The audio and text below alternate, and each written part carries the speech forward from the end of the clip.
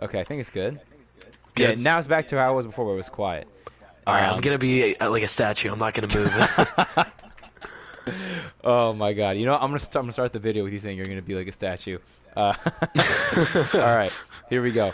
What's going on, guys? Jan Moses here from Team Broth Cindy, back with another podcast, episode 2, with my boy Harry. What's going on?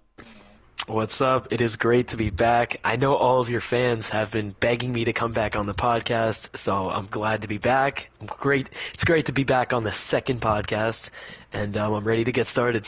Amazing, amazing. In the last one that we did, I believe we touched on the blog. Now we're over a week into NBA 2K22 My Team, so we're gonna give our take. I know I've played a little more offline than Harry has. Harry's played, I would say, significantly more online than I have. I've done a draft and one game of limited. That's basically it. So hopefully we can provide some different takes on what we've liked and not liked about My Team. But first, I want to start with general thoughts. Harry, what have you liked so far about week 1 of My Team? Well, first off, overall with the game, I'm really happy with the game. I think the gameplay is awesome. The content has been great, and at least from my perspective in 2K21, the content was also great, but the gameplay for me was not fun. So now that the gameplay is great, I'm glad that I can finally enjoy grinding content on this game. Having fun playing the game. But in terms of my team, I've been really enjoying it. Last year you couldn't have, force me to do the level grinding, but I'm doing it this year because I'm genuinely enjoying my team and I'm having fun grinding the game. So far, I mostly have positive things to say. There's a few things that I think we both can agree on that could be altered a little bit, but, very minuscule compared to, like, the grand scheme of things on my team. Yeah, I totally agree. I was going to also say, this is my first My Team where I'm actually looking at this level grind because I casually played My Team towards the end of, the season, I guess, in NBA 2K20 and 2K21, and I didn't really actively engage in the level grind because why would I? But it's been a lot of fun from jump, taking care of those agendas, the daily ones, the weekly ones, and even the ones that have to do with the new promos that we get. Because even if you don't want to keep the players, like earlier this morning, I bought a Fred VanVleet for like 1,300 less MT than he normally goes for, and I quickly banged out his 50 assists. And I mean, he's not selling yet, but I posted him back. So it's kind of like renting a player to grind out 1K XP and then selling him back. Even if you take an L in terms of the profit, I still think it's so much fun to put that. Like I'm basically spending whatever it is, 500 MT, I guess, and some time towards getting 1,000 XP, just hopefully getting Mellow, which I'm very excited to get. I think we're both on track to get that Carmelo Anthony, which to me is crazy because all I heard about was how difficult it is to get to level 40 in previous year's grinds. I mean, you would know better than I do, I guess, because you played more My Team than I have over the last few years. No, yeah. Well, first off, I totally agree on the promo pack on the promo challenges you can do. For those that do not know, Jan and I are both very, I would say very conservative when it comes to buying players on 2K. Yes. So I'm a big fan that it actually forces me to get out of my comfort zone and buy some players and at least experiment. Because like you said, there's been so many cards where I've tried out and I was like, you know what? He's only like 2 or 3K. I might as well keep him. I enjoy using him. So I do really like that they give you an opportunity to get the cards and experiment with them. And you're not really losing much MT even if you sell them afterwards. Just because you're probably going to get that challenge done in like a day or whatever it is. But also, what you said about the levels, I completely agree. It has been a pretty easy grind, but I think that is mainly due to the game being fun. 2K21, the game was not that much fun for me, and I think a lot of people can agree. So I think it was hard to do all this grinding for a pretty boring game. But for this year, it's been really fun. I've been very much so enjoying grinding to get Mellow on my team. Yeah, I mean, I think that makes it an easy transition for me to say, one of the things that I've enjoyed besides this, agenda grinding, XP grinding, has been the gameplay. Like, I mean, I've played predominantly offline, so I'll just say that the offline gameplay has been pretty good. I think at first I didn't enjoy getting blocks with Trey Young every single time, but that has sort of been toned down. I don't know if like there was like a stealth patch or something, but feel like the gameplay in general has been really nice. Like when I'm, contesting a shot at least against the CPU, and even online in the few games I've played, I really do feel like it's made a difference. Whereas I know when I would play NBA 2K20 and 21, I would do like a couple of triple threat online games. It just felt like anytime I got a hand in the face of my defender, half the time it was going down anyways. And maybe that's because we were in the end game or whatever, but that was really frustrating. What do you feel about gameplay so far in the offline and mainly the online? Because I can't really comment on the online. Gameplay, I really like. I really think there is a skill gap in shooting and dribbling this year, which I love. I'm a big, dribble head on this game, so I really think the dribbling is so much more fun to do compared to 2K21. I know a lot of people are saying the shooting is easy, but one thing I do like is it at least for now in this phase of 2K22, and I say phase because I know they're gonna end up tweaking it at some point. Of Hopefully not. course. But it seems that full whites do not go in as much. You really have to green it. It seems like in most game modes for it to go in, which I like. And it really does seem like this is the type of game where, it's important to go into freestyle, shoot around with your players, learn your players' release and all that kind of stuff. And besides that, I really like the game. I honestly think this might, in terms of gameplay wise, you could definitely put this game up with like the best 2Ks. Yeah, I mean, especially lately, right? I feel like all I've heard, because even though I wasn't playing 2K as much since 2K17, I still follow a lot of people that I know from the MyTeam Twitch community from back when I used to stream, and they would comment on their experience with NBA 2Ks 18, 19, 20, and 21. And so often it was them just complaining about gameplay or content or lack thereof or level grinding. It just seemed like people were so upset. We're still 1 week out, and we'll talk about the packs that we got yesterday, but I feel like, especially leading up to Friday or leading up to yesterday, it's been such a positive, like, consensus in terms of the appreciation that the My Team community has for NBA 2K22's rendition of My Team, and I still think that's incredible, seeing the community this excited to play this game basically every single day, you know? No, I completely agree. I don't think I've ever seen the 2K community, which is a very hostile community. I don't think I've ever seen the community as a whole be this happy since like probably 2K17, and that is saying something. I see all these funny tweets online where they're like, I'm upset that I'm going to sleep because I can't, I gotta stop playing 2K. Like, there's so many people who are just enjoying playing this game, and it's so nice to just be a part of something like this where it actually feels like, most people are enjoying the game and having fun on it. Yeah, I totally agree. So great. So I'm glad that we both like the gameplay. Why don't we move on to some of the game modes, their rewards, how we feel about them. I'll let you take your first crack at it. Which game mode would you like to start with first, Harry, that you've played and Okay, enjoyed? I put a little thought into what I was going to say during this podcast, and the Oh, one wow. thing I really want to speak about is the draft mode, because I have surprisingly very mixed opinions about this game Okay, mode. let's hear Uh, it. for starters, on the reward side, I am a fan. Well, kind of. I like that you can get empty and tokens. I don't like how randomized it is, but I feel like the pro and con I just said, you can't really have both. So I guess I'm okay with where it's at. Mainly just because it seems like getting the draft tickets are very, without spending VC on the game, are going to be not rare, but they're not going to be as unlimited as you might want it to seem like. So for me, it seems like I completed the full draft twice and did not get the pink diamond, which is, and that's like, it's only 10 games, but still, it makes me kind of worried that I could probably do this another couple times and still not get the reward.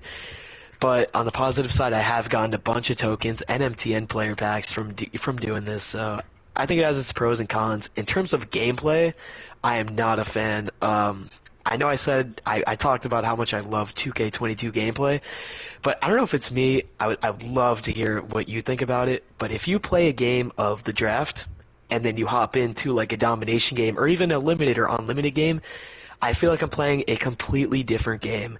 In the draft, it really feels arcadey to me, and I'm not that big of a fan of that. It seems like I feel like most shots go in. It really seems like you're gonna green it most times if you're wide open.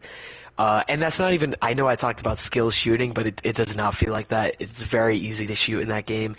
and that for some reason the paint is like scoring in the paint is like almost impossible. Like literally, you can put a finger up, it seems, and they're probably gonna miss. Like there's been so many times where even the other team is like in the paint about to take a layup, and I'm relatively close to him, and he's gonna miss, which I don't like. And it's like at first I like the idea of it being an easier mode, but I really thought about it, and it's not something that's for me. Because the one thing I love about the draft is, especially how they're updating it every week, which is awesome, is that you get to try out these new players and then maybe see, you know what, I like that Diamond Darren Williams or that Diamond Shaq. Maybe I should get him on the auction house.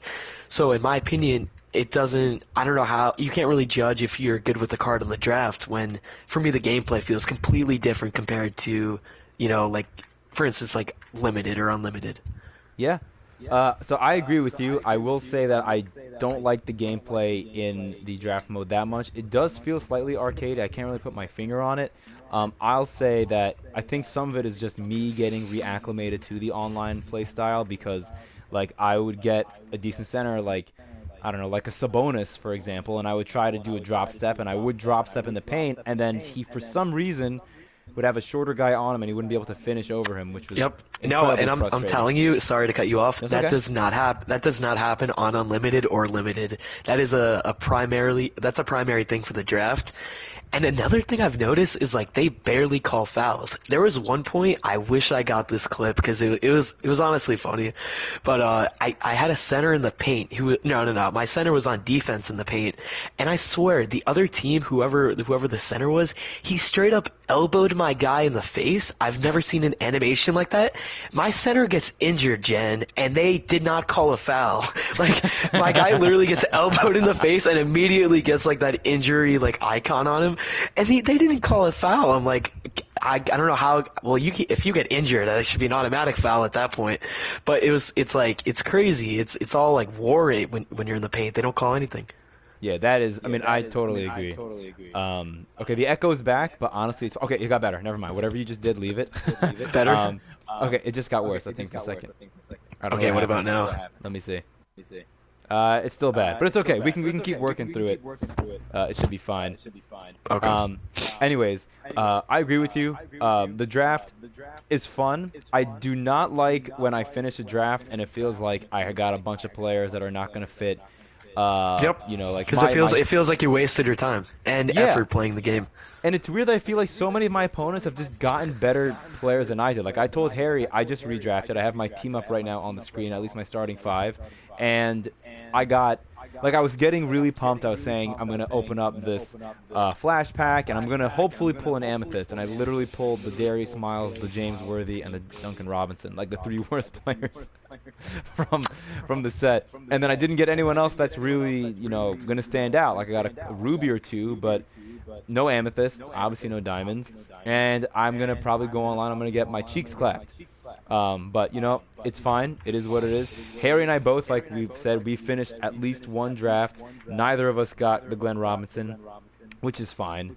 The one thing that I will say is, since we're both grinding for Melo, I think maybe grinding for another small forward that's a pink diamond may be kind of redundant, but we're not going to get that Melo for weeks anyways. But I think that's a pretty fair recap of the draft. I still see a lot of potential with it. I do like that we've had a couple of agendas, or at least one agenda, that's given us a draft ticket. That's pretty nice, because at the in the beginning of the first episode of this podcast series that we did, when we were talking about the draft, we were worried about what the cost of entry was going to be to play. I was saying that if it was free, which I didn't think it was going to be, that would be an amazing way to grind MT, and unfortunately you have to pay VC to play it, which is a huge L. I hope that they keep the VC option but add an MT option as well, like maybe make it 10k MT to get in. If you're going to have it a 7500 VC buy-in, make it a 10k MT buy-in too, so that if you're just grinding the game and you're sniping and you want to turn your profit into a ticket, you can do that as well. The rewards do seem pretty good. I recorded my rewards. They were not nearly as good as Harry's or Toby, who's our buddy from Denmark. Toby actually packed Glenn Robinson, and he got better token and MT rewards than I did, so I just feel completely shafted. But, yeah. I guess we can move on from draft to the next online game mode, which I have not played, but I'm going to play today for an agenda. Have you played any Triple Threat online, Harry? I actually have, and I guess I can start off by saying that I was a bit negative when we did this podcast, whenever we did it last, and I did make some comments about triple threat, and I honestly think I was kind of right in the sense where 100 is a bit too low for taking away points, especially because like you can play 5 games, and that alone, if there's consistently scoring 20 points or around that range, you're probably not going to go far, which is something I don't like. But this is something that I think can easily be fixed by even adding, making it like 120, 130. I think there's a lot of things they can do to fix it. Or maybe even, I don't know if this would be a good idea, or maybe just even subtracting from the 100 initially, only if you lose. So at least there is a reward in winning where you get to keep where you're at and not drop down. I don't know if that's a good idea or not. I like that. I mean, just fine. Either increase the point total, or just I don't know, like don't penalize you as much for winning. Like Yeah, yeah, no, I agree. because I didn't watch the whole thing, but I saw DBG and Ty Debo. They weren't going at it, but they gave differing opinions on the triple threat online mode. And I know that Ty Debo is a very good competitive player, to say the least. And of course, for him, he's not gonna have any issue with it because I do think, for the top 5% of my team competitive players, or just my team players in general, this is a fine game mode to an extent because you're gonna sweat. And I don't want to play triple threat online and sweat every single possession. Like if I'm winning 20-8, I don't want to have to sweat because I don't want to be like, oh, if I Yeah. allow this other bucket, that's gonna really hurt me, you know. Yeah, I So completely agree. And it's like even the XP challenges where from time to time you'll have to do online in triple threat. I feel like it's somewhat impossible. For instance, like we both have the level reward. Brian Winters is his yep, first name. Brian. Yeah, I yeah. believe so. You have to score 53 pointers, or you have to shoot 53 pointers in triple threat online. Obviously, it's not impossible, but in a mode like that where people, with the goal is to not allow points, where they're going to be especially heavily guarding the 3-point line, it's going to take a very long time to get that done. So I don't know. Yeah, I do kind of wish it was a little less sweaty because triple threat was always a game mode that I can enjoy, just like chilling and playing. But on the other hand, it is kind of cool that, like you said, that comp players who probably did not play Triple Threat online can, get on and enjoy it and grind the game and, show off their skill. So yeah, yeah. pretty much like I'm saying, all they really need to do is do something with the 100, and whether it's add more points or not punish you as much if you win. But I'm sure they're gonna end up fixing something since it seems like most people have the same opinion. Yeah, I think so. Moving on from Triple Threat Online, because I really have nothing to add to that. My Team Limited. I played my first My Team Limited game today, and I won. I got like a gold player pack or whatever, which is fine. I'll probably play a little bit more because they have an agenda for this week or weekend or today, whatever it is, where you have to score, I think, 10 points with a small forward in Limited, so I have to go back and play it now because I'm a total loser who wants to get XP in every way possible. But you've played a healthy amount of Limited. You got a ring last week. You're going to be grinding towards a ring this week if you haven't gotten it already. What are your thoughts, Harry, on My Team Limited to start the year?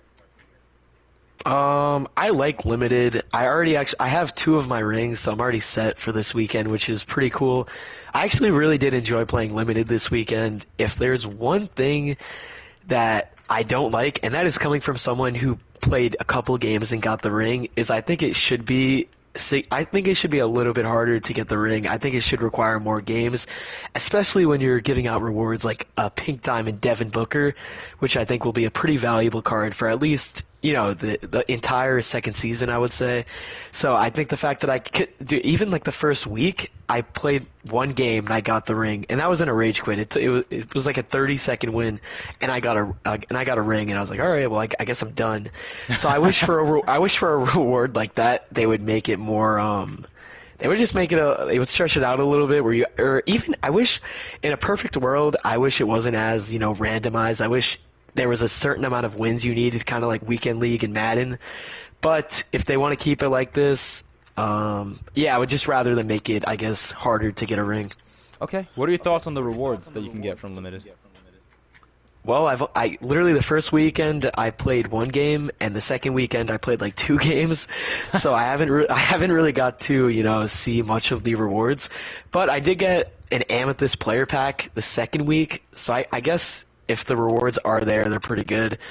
But But I will say, judging from what I've experienced, it doesn't seem like the rewards are worth it enough to continue playing it after you get your ring. But besides that, I think it is a fun grind. It's something to do on the weekends, which I really like Madden does. So yeah, that's pretty much it.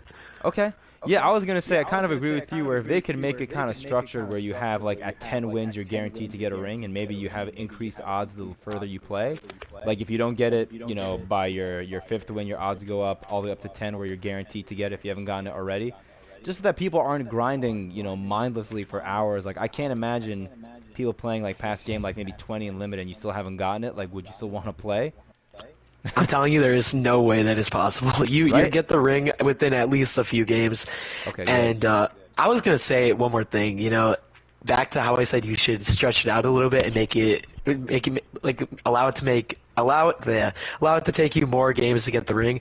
I feel like for a Devin Booker, I at least if I when I get the Devin Booker, it's not gonna feel as I guess as I don't know. I'm not going to be as proud that I got the Booker just because it seems so easy to get rings.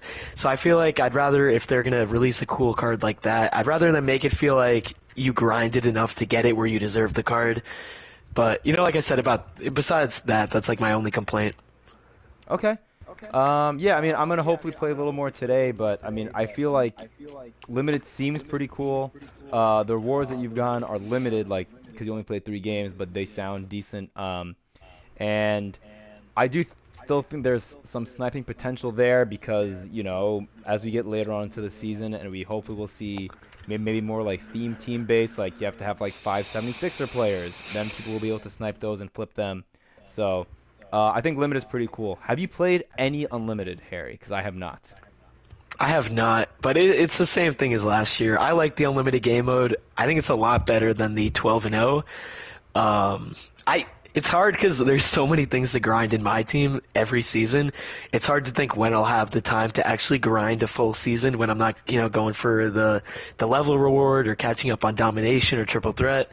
But besides that, they really did great with Unlimited this year. Like I said, so much better than the 12 and O's. I Yep. think it really brings back that nostalgic feeling to Road to the Playoffs in 2K16, which seems like most people enjoyed. Oh, well, I mean, I love that. If that's how it feels, then maybe I will hop into it at some point. I'm still kind of like you, where I'm like, I'm not really spending my MT on players right now. Like, I got a Vlade Divac from playing the draft, and that was my first Amethyst, and I just got my second Amethyst, which was Vin Baker from, I think, leveling up to level 28. So, I mean, I'm definitely far behind probably from the average My Team player who's been putting in a decent number of hours in terms of, like, the quality of my team. But, I have, because of that, no interest to play, I guess, competitively online. But at some point, I'm sure I'll get there. Um, I think that basically covers all the online game modes, right? Unless I'm missing something, right? We did unlimited, limited, draft, and TTO. Yeah, I think you covered it all. Awesome. All right, so offline game modes. I've played a few more domination games than Harry. I will just say right off the bat, I love the fact that you get 300 XP for every regular domination game that you win. Like for the first time, you can't like repeat it over and over again. But like wins 1 through 30 in regular domination each net you 300 XP. So that's what 9,000 XP, I believe, right? 300 Yep, times 30. 9,000. So that is a huge W, and I like the way that you can kind of stack agendas as you play. Like if you want to grind uh Emerald Clay Thompson's 150 points to get 300 XP with that. Like what I'm doing right now is I would have Clay, who I just completed his 150, and then I'll do like Del Curry's. I'm doing Durant's at the same time, and then I'm also doing assists because I think if you get 20 assists with players on a particular team, you get that team statement uniform. And if you get all 30 statement uniforms, you get 20 tokens, which is really nice. That's what I've been grinding. I think it's the three-point shooting and the assists for each team. You get 2 different kinds of jerseys. I think it's the association and the statement jerseys. Each of those sets net you 20 tokens, which is really nice because I've liked the token reward players. I mean, I'm a big Knicks fan. I love the Ruby Mitchell Robinson. He's probably my favorite of the token reward players that I've used. I don't know if you've dabbled at all with the token reward players, but before we get to that, what are your thoughts on Domination, Harry? so far. I really like Domination. Like you said, the 9,000 XP you get is awesome because not only can you stack up agendas and do them in Domination, but you're actually getting XP for playing the game, which I like. And I know I've said this so many times, but I really do love the gameplay this year. So this is like the first year I'm actually having fun playing Domination, and I normally only have fun when I'm really playing online in 2K, but for me, Domination has been pretty enjoyable, and it's been a good reason why I've been able to grind them so fast in the last couple days of starting it, really. But to answer what you were asking with the token market, I actually got my first Amethyst yesterday in Steven Jackson, who I've been really enjoying using so far. Nice. And yeah, besides that, big fan of Domination, great way to get XP. And I also like how the reward system's great. How not only can you get the rewards from playing all-time and current Domination, but you also get the rewards for evoing up the players you get from both sets of Dominations. Like it's Bob Pettit, and who's the diamond you get? Bob It's Cousy? No, well, you Oh, get TJ one Warren. for. TJ Warren. There we go, there we go. You get him and Bob Pettit, which is pretty cool. I'm a big Bob Pettit fan when it comes to 2K. For some reason, I've always had fun using that card, so I cannot wait to have him on my team. Yeah, I mean, didn't he have a really good pink diamond back in like 2K17 or something that was really, really filthy? I think he was like a Yeah, reward card of some sort. yeah. In 2K16, he had a card. I think he had a diamond in 2K16. It might have been a collector's reward. I don't remember, but I remember he was a really good card in that game. Yeah. So like I said, Domination I think has been really enjoyable. The Evos have been great. I forget if Derek Jones Jr. I think he was a triple threat offline reward, which we'll get to that momentarily. But the Evos have been a lot of fun, and I feel like for the most part, the Evos have been really, really easy to do. I've heard like Harrison Barnes could be a little difficult. I think you need 5 steals with him. I don't know what his steal rating is. I feel like it's not good enough to get those 5 steals quickly unless you know what you're doing. But yeah, Domination as a whole with the reward structure, the Evos, and the gameplay, I think it makes it a huge W. It's the most that I've enjoyed playing Domination in some time. Triple Threat Offline. You've played more than I have. I really enjoy it. I mentioned Derek Jones Jr. I think you get him at 15 wins. His Evo, I think, is one of the best players in the game. I think him and I think Chris Boucher are two of the Evos that I've gotten that I think could be on my team for a really long time. Even when we get better tier players, they just play so above their stats. What are your thoughts about Triple Threat Offline, Harry? Yeah, I completely agree. I've always been a big supporter of Triple Threat Offline. I'm so happy that they revamped this entire game mode. They started doing it last year. It was nowhere near as content reward giving as it is now compared to 2K19, which is great. Yeah, I think it's just another great way to get XP grinding wise instead of like just primarily doing domination. Like you said, the rewards are good. That Derek Jones is a god. I have him as well. It's actually funny. Deuce has recommended him to me, and ever since then he's been a core spot on my lineup. I don't know if it's just me, but his release kind of reminds me of D-Rob. I think it might be just because he's left-handed, but he's still a fun card to use on the team. I'm trying to think of more. I'm about like 80 games in. So I'm pretty much balancing that and domination because I definitely do want to hit that level, or not level, that win 300 at some point before the season ends. And besides that, yeah, like I said, it's a fairly easy game mode if you're trying to, grind XP on. Yeah, absolutely. Yeah, Deuce has been pounding the table when it comes to Derek Jones Jr. So, yeah, Triple Threat Offline has been great. The challenges, I mean, there's not really much to talk about there. The pickup challenge is nice to get the, what's it called? To get the daily pack. It's just like an easy thing to do. That Jason Tatum challenge, I've yet to play it. Sounds really good because you get a Hall of Fame badge out of it. I kind of want to tie in the Spotlight challenges into the Diamond Luca. I was saying how I thought it was pretty cool that you can grind for that Luca because you can kind of dabble in all the game modes. 1 week later, I'm not bullish on that Luca at all. I have no interest in grinding for that Luca. The Spotlight challenges seem really bad, like boring, and I don't want to lock in any sets. Well, I may do it later. It also sounds like that Luca is just in general not maybe a great card, but I don't want to listen to other people on YouTube talk about him as much. So, I mean, Harry, what are your thoughts? Do you have any interest in grinding for that Diamond Luca? Honestly, not really. Luca's shot is like a bit weird this year. I don't even think it really looks like his shot in real life, but he does. I don't know. That is pretty much a big weakness on that card. That's a big deal for me. What his shot looks like, and besides that, for me, well, first off, I like that you can grind pretty much everything. It seems and get that card, which is cool. But for me, it does seem a little I guess pointless where if I'm getting a pink diamond mellow, a pink diamond booker, and all these cool and all the other domination rewards, very good rewards from grinding the game, it doesn't feel right for me to actually have to buy. I think you have to buy like or fully do like two base card sets, which I don't really like spending MT just in general like this early on in the year. So to have to spend all that MT, in season one for a card that probably will not even be in my starting lineup because I'm getting the Booker to begin with, and it just seems like there's a lot of pink diamonds and other cool rewards you can get for grinding the game. So yeah, for me, it just doesn't sound worth it.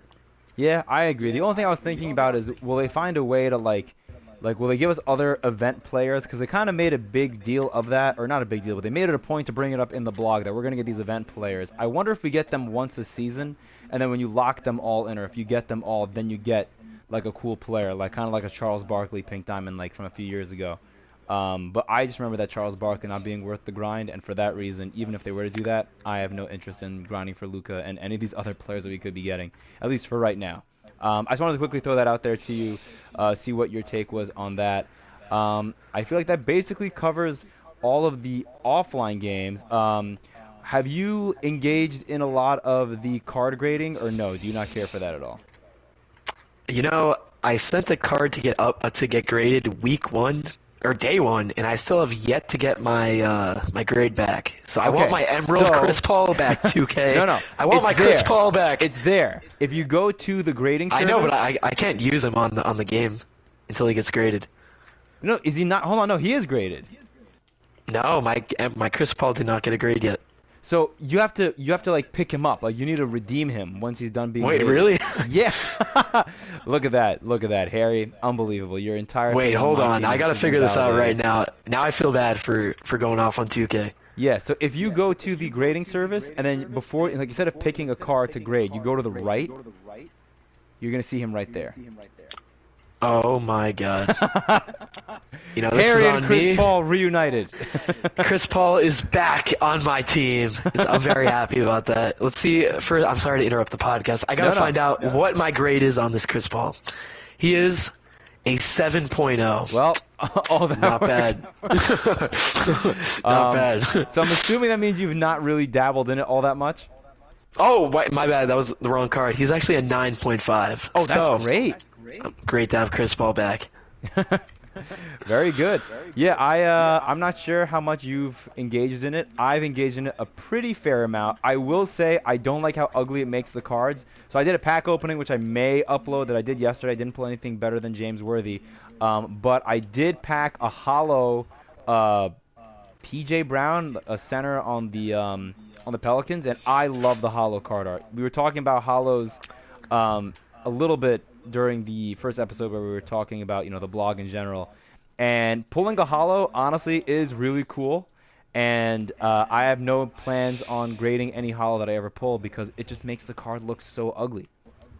So Yeah, I agree. I think the hollow cards are cool. I actually saw Carlos pull a hollow card. I think the animation looks cool. yeah. The card design looks cool. Yeah, like you said, I'm a big fan. I know you were very big into that from the get-go, so Yeah. I'm glad that you're enjoying it. Yeah, I love it. I mean, I'm not going to rip packs that often where I'm going to be able to get them. But, I was talking to Deuces about it. I'm definitely going to be some money spent this year. I know that those flash packs are not great.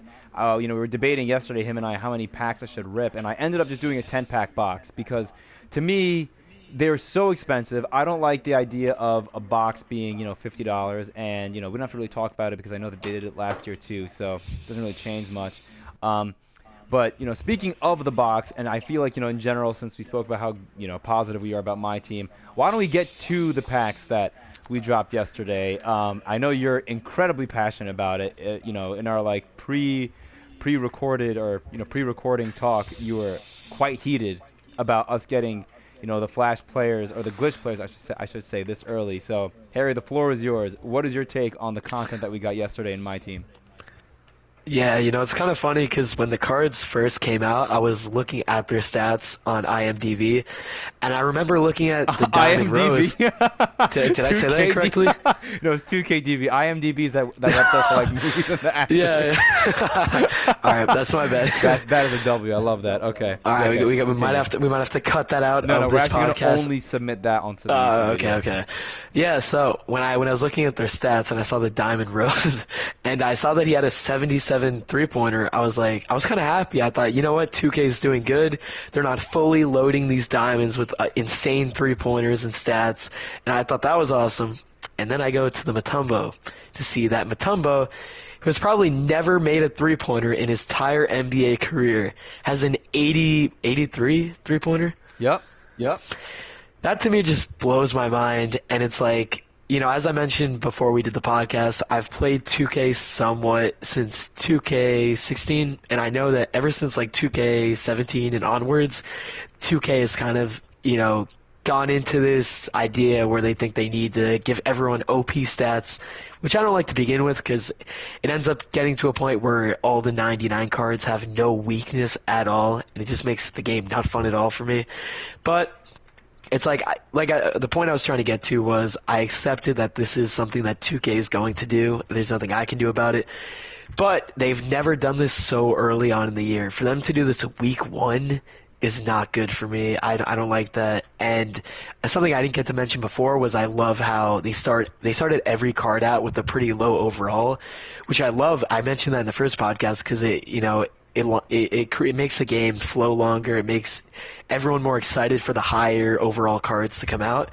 So for me, I think that starting the game out with already these OP centers who can shoot threes, for me that just kind of just I don't know.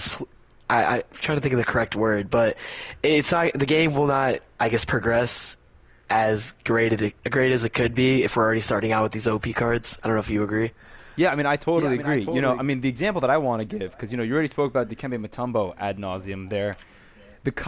Sorry, not Kyrie. The Diamond Derrick Rose zapped my interest for getting Diamond Kyrie from the token market because, that Diamond Kyrie looked good. He had decent shooting stats, but he only has 85 speed. And to me, I'm like, well, 85 speed is still not terrible. It would probably be one of the faster point guards on my team. Now, this Rose, I'm not saying Derrick Rose should not have 95 speed. I'm not. What I'm saying now is maybe that Diamond Kyrie should have like 89 to 90 speed because for me, I have no interest in getting that Kyrie now. I just feel like with the low lateral quickness and the 85 speed, I feel like he's going to really be outclassed if within 1 week we're getting a Diamond point guard with 95 speed.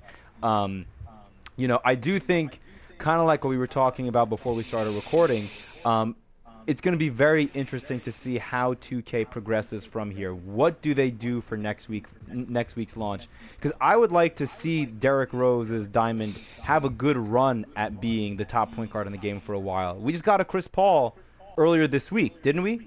Like a 92 Chris Yep. Paul? Yeah, so Yep. that Chris Paul got outclassed within 3 days. I would have liked to have seen a Diamond Chris Paul, a shorter point guard, have some relevancy in the game. And not that he's not going to be relevant now. He's going to be arguably the second or third best point guard in the game. But it would have been nice to see him have a little bit longer of a run, for me at least. I'm just hopeful that this Derrick Rose, who's a very good card in this game, let him have some time to shine. Let's not continue to stack on point guards and centers that can pop threes like crazy, that have great defensive ratings. So, I don't think the people that are like doom and gloom saying that this Mutombo is going to be game breaking, he's not. I don't like it because, I play my team for at least some sense of realism. The fantasy aspect of my team for me is putting players on my team that have never played together before, like putting a LeBron and a Michael Jordan together or a LeBron and a Steph Curry together, but having their ratings be somewhat representative of what they did in the NBA. Mutombo, I'm looking at his stats right now on Basketball Reference. He has only 2 years where it shows his three-point shooting percentage as 0, which means he didn't attempt a three in all but 2 of his seasons, and the 2 years that he did attempt three-pointers, he missed all of them. So, yeah. Why is this guy getting an 83 three-pointer? I don't know. I get it. Glitched. You want to do out-of-position stuff or glitchy ratings or whatever. That's cool. You dropped that card on September 17th. That's ridiculous. Anyways, it is what it is. Like we were just saying, hopefully they don't go crazy with this and we don't get glitched players all that often. But Yeah, and honestly, to make one more comment, sorry Yeah. to cut you off. No, I no, was you're gonna fine. say was this really does feel like a slap in the face to anyone who was, who was close to getting that wilt in unlimited. Because now, why would anyone want a wilt when they can just get a Matumbo, who will probably have the same rebounding and defense abilities, if not better, and who can also shoot threes.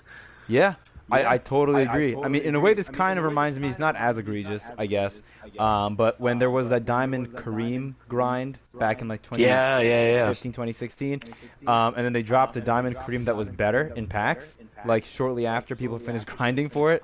Like, that was like a direct slap to the face. This is kind of bad because like we got this Dikembe a week into the game coming out, and now it's like if you're like building up your team, you finish up domination, you're like, okay, I'm jumping right into unlimited. I'm gonna get that wilt, and I know there weren't a lot of people that were gonna do that already.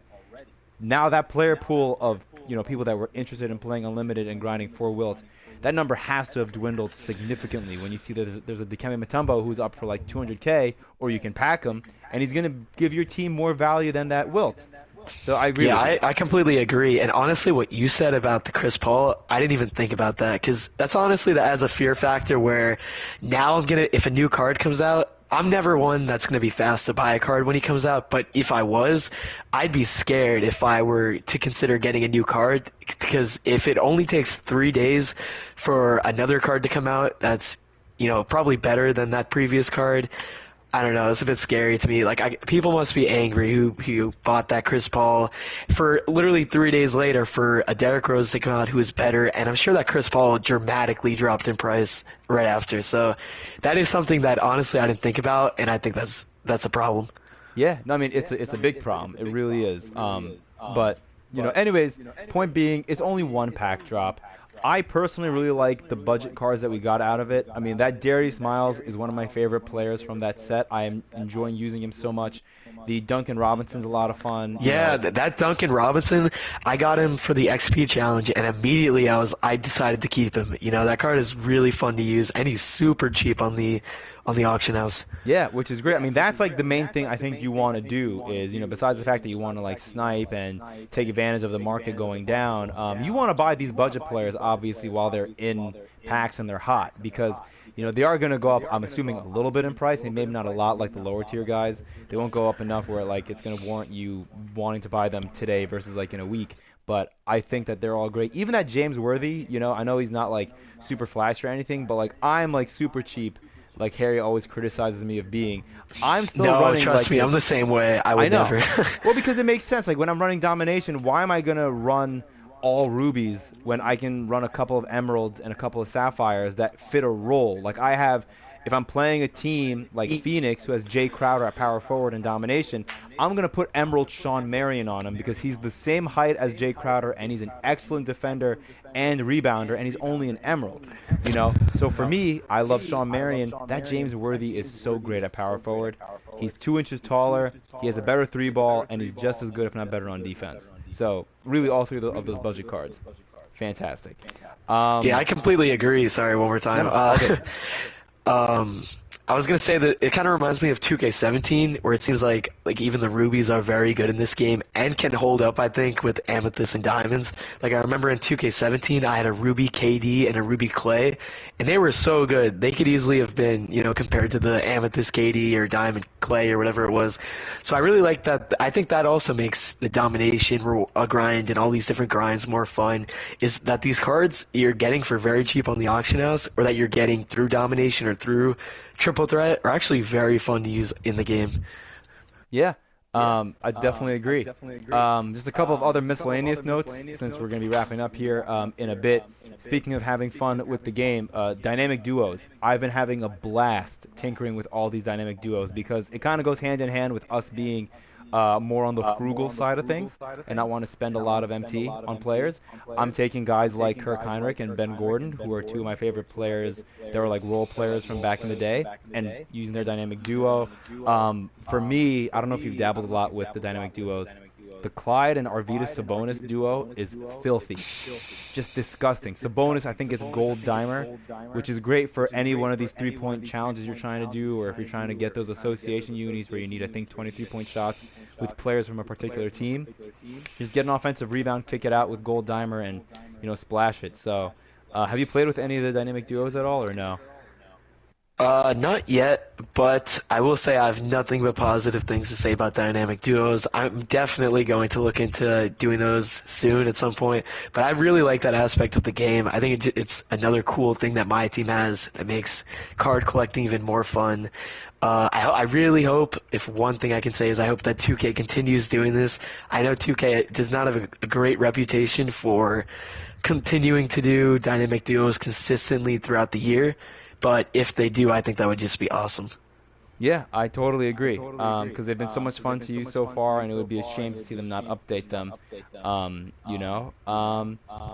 I don't know if I have anything else I really want to touch on, Harry. I feel like we did a really good job, kind of touching on everything. I feel like we're both level 28, just so you guys know.